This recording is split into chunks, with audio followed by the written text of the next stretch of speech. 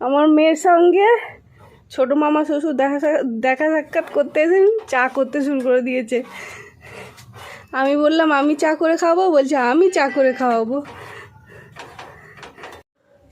শোনো মা, কি গো তুমি মনে রাখবে এটা, ছোট দাদু তোমার সাথে দেখা করতে এসে চা করে খাইয়েছে।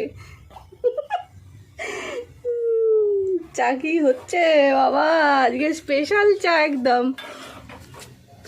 এই যে চা রেডি হয়ে গেছে। মামার এক বন্ধু আছে, তো আমাদের তিনজনের এখন চা খাওয়া হবে, স্পেশাল চা। চলো নিয়ে আসো মামা। মামাকে দিয়েই বওয়াচ্ছি। ওই দেখো ও চা খাবে বলে কাঁদছে।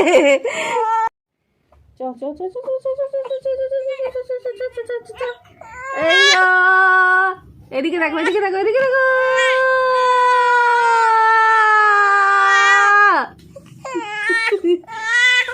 ও সোনাটা,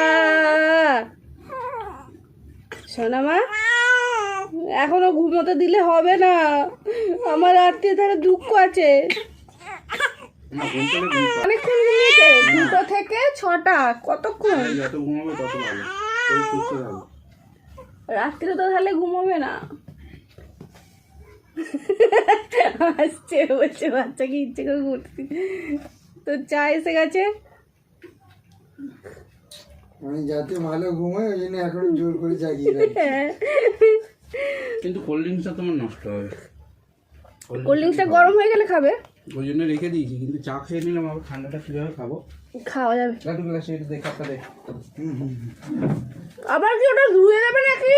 হ্যাঁ দিয়ে দে। না না মামা, না না, ধোবো না, তুমি ধুয়ে হ্যাঁ। নেবে, আমি বাইরেটাই রাখবো। হ্যাঁ টেবিলে রেখে দাও। আমার কাজটা যতটা পাচ্ছে কমিয়ে দিচ্ছে। মামা শ্বশুরের হাতে স্পেশাল চা খাওয়ার পর আমার কর্তামশাইকে মামা প্র্যাঙ্ক কল করে, ভীষণ মজা হয়েছিল। তো চলো টাটা বাই বাই, সবাই ভালো